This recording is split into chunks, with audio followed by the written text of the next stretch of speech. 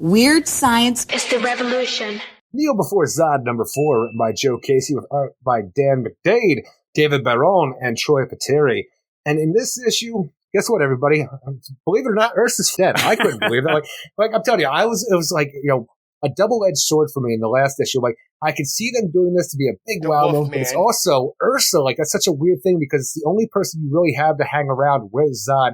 And, like, she's, like, just so highly, tightly connected. The idea of killing her felt like something you shouldn't do, even though I think it would elevate the story by killing her. So I was back and forth. So, like, I didn't know where we would land, but the idea is she is dead here, and Zod is just going to do a proper Kryptonian, like, ceremony for her burial and stuff.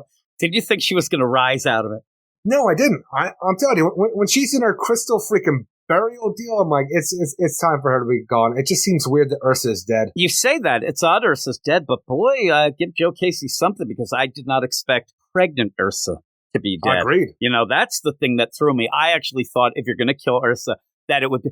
Actually, now that I think of it, it would be funny in a R type of way where she's already given birth to a little baby son, and now all we're going to get is Zod trying to be, Mr. Mom. And it drives him nuts, but he's dead. I mean, that's crazy that the unborn baby and Ursa are dead. What's also crazy is this issue burns everything down. Everything's gone. Everything that was set up now, whether or not we could get to whatever. But I think it feels weird. Usually we talk about the idea that 3 issues are usually, you're usually 3 issues ahead at a point when you're writing a book. This is what we were told by most. And this is the 4th issue. And it really does feel like maybe something... Absolute Power, maybe something with the Green Lantern books, because it was Zod knocking heads with the United Planets. That seems to be without a planet now. That's not going to be. I think maybe this is a course recorrect the deal, and maybe they also said we want Zod alone. It's weird though, because in this, like, everything that was set up and all that is just kind of taken away. I mean, in ways that, the idea that the Bottled City of Kandor, that seemed to be one of the bigger things. He just sends it off like baby Superman. I don't know how he could even find it. He says, maybe one day I'll see you again. But I mean, he just sends it off. It's just gone. It's such a weird idea because you have the Bottled City of Kandor being sent out into space. You have Eradicator as the program version of himself, pretty much, in control of everything on the planet. Zod is like controlling through the Zod programming. makes him simple Eradicator. That's just funny. He has to for what is going to happen. Because for the Eradicator idea. Wouldn't do it. He would say, does not compute. I'm actually surprised that Eradicator didn't come out in Eradicator body and say, you are hurting the Kryptonian race and I cannot allow you to do this because you are one of the, with Ursa dead and the unborn baby Zod over there, you are one of the only ones left. I need to preserve the Kryptonian race. So you actually think he should have madness. made it simple Eradicator before he sent the Bottled City of Kandor? Yes. Because he says, Omega Protocols, I'm going to make you dumb so that you listen to what I'm saying and you can end up pretty much, what do you think happens? The planet goes off to the Phantom Zone? The planet, it doesn't look like it blows up. No, it doesn't blow up. It teleports blinks out. It blinks out to another destination in the universe. Yeah, it's a weird play because I think it might just be Phantom Zone or something like that. But you even sit there and what about, we never really dealt much with because when people on the planet. We never really dealt much with them, and a lot ended up getting slaughtered. But still, it's such a when weird we're doing this, Eradicator's talking about the idea of accessing the magnetic poles to enable interstellar travel, and then it just seems like the planet is going to be covered in this swarm to protect it. This nanotechnology kind of thing, which looks like it actually goes over Ursa's body, which might be a thing to bring her back later on. Maybe I don't know. The planet just seems to leave. We don't know Zod's ultimate goal. We just know that we're sending the Bottled City of Kandor away, and we're moving the planet completely to some unknown unknown destination. And it's weird though because it doesn't I wish that you could have spelled it out because you could have. I guess maybe it's supposed to be a surprise, but it does look pretty bad. But it's Zod, and maybe it's the other thing. Maybe, and I don't know. Nobody really knows concrete sales, but maybe people are. Oh man, we want to kick ass Zod, and this is the way to get it because he's so pissed off. But we get the one thing that we had been enjoying where. As this is going on, and he's pretty much hitting every burn this shit to the ground switch that he has. Boom, boom, boom, boom, boom. Jarrell comes in hey, asshole, looks like you messed up again and you're all alone, jerk. And he flips out. And I love that, but it's only quick.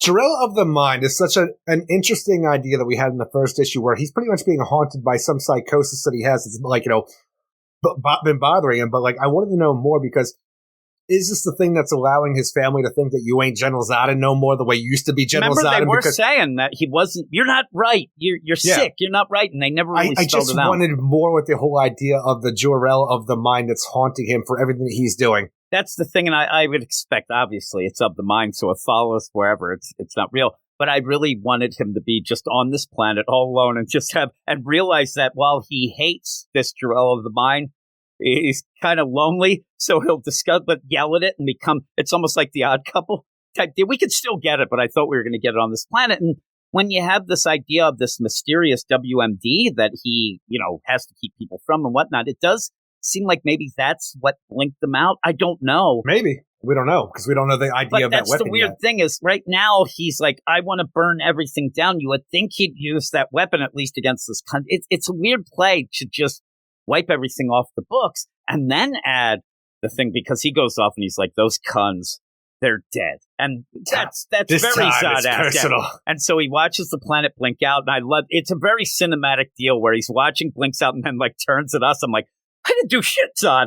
Like, it wasn't me. I'm not a Kun. I'm not a Kun. And he goes, I love this Kun, close to it, commander. Like, and they do remind me of Klingons in this. Oh yeah, especially. that's all they are in this. So you end up where Zod comes and he starts just wrecking house.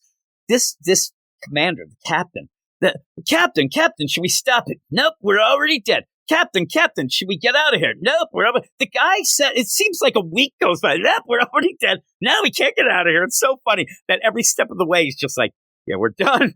They'll do anything, and Zod is just going crazy. And the worst part about it, when Zod does want to have answers about the idea of who sent them on this mission that ended up killing his unborn son and wife, we do find out that before the Sinister Sons happened, when Lor-Zod was in his crystal spaceship, just surfing the galaxy, he got taken by the Khans, and they're like, hey, look, if you let me go, I will tell you about a place with an ultimate weapon. They have barely anything there. Guess what? It's my father. He's a bitch. You'll have no problems there. Just go down there. So Lor-Zod, the only son of General Zod, is the one that actually sent the Khans there. Especially because the other one's dead. And great. I'm just going with the idea that we're going to have where Lor-Zod, hey, Dad, I'm back. And he's like, well, you bitch. And he's like, oh, did you take care of those Khans? Because they were wimp asses. I told them to go your way because you could take care of them. I just think that he thinks that, Zod and Ursa would have been able to easily take care of them, because they don't end up taking down Ursa or anybody else because of what Lor-Zod said. No. They ended up having that red sun generator. There's no way that Lor-Zod knew that they had that. So when he sent them there, and the funny thing is, they barely knew they had it. It seemed like that was like in a closet, like, maybe we should try this. Press that button. It says, no Kryptonians. The only thing I could see happening with this is that the Kneel Before Zod book goes on for 12 issues. Right now, I think the Sinister Son says ongoing, but I can't see that lasting more than 6 issues. I can't see it lasting more than 6 issues. I say it's going to last 12 as well. They're going to try to extend it. I can see this story going into a place where Zod wants revenge against his son for destroying their family for what he did. And I can see this going in a direction where then Lor-Zod needs to go to Superman for Sanctuary, where people could finally maybe get their Chris Kent back. Well, maybe that's how it is. He's on the lam as Chris Kent. That'd be crazy.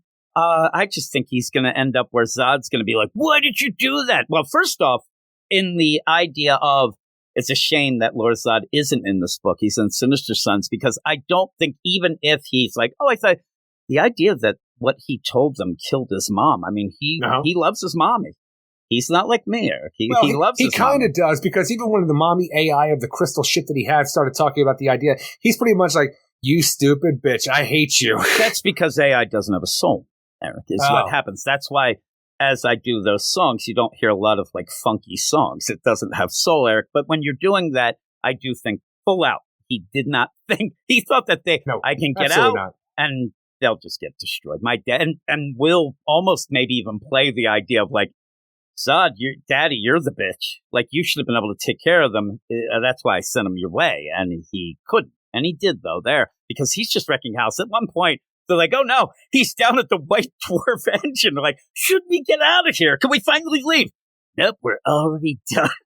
It feels so weird, though. We're only in the 4th issue, but it feels like the ideas of this book have changed, where the that's United Federation of Planets there was a cut.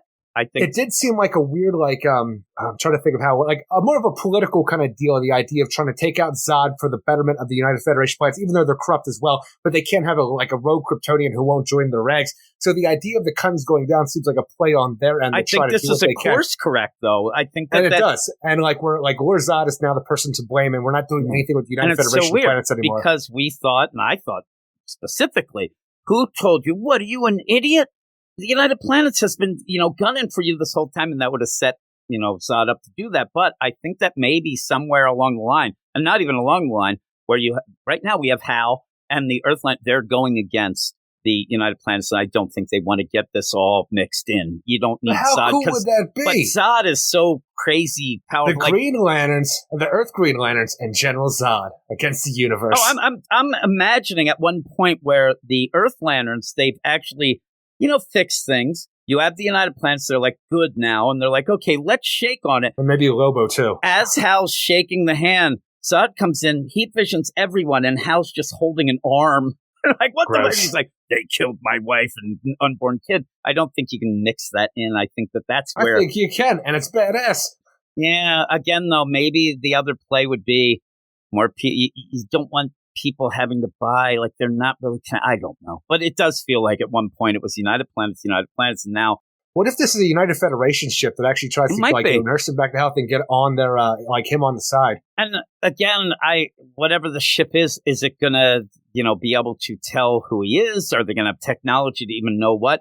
But I'm telling you, on that front there, those certainly look like if I was a kid, those would all be guns. They'd be ridiculously bunch of guns. I actually thought it was going to be like a scrap ship that would pick them up, just some pirates or something, and then we'd have a pirate crew. It's a big ship, though, right? It's huge. It's a gigantic ship, but even obviously it looks like an alien spaceship, but for some reason I get Jawa Sandcrawler vibes from it. Yeah, I kind of get that as well. That's what I'm saying, but I wish that it was one of those things that Zod becomes a jolly old pirate, and he's... That's what you want from this book? Well, he's a space pirate now, and they go and they're trying to collect ice, right? The ice bad pirates. Ideas.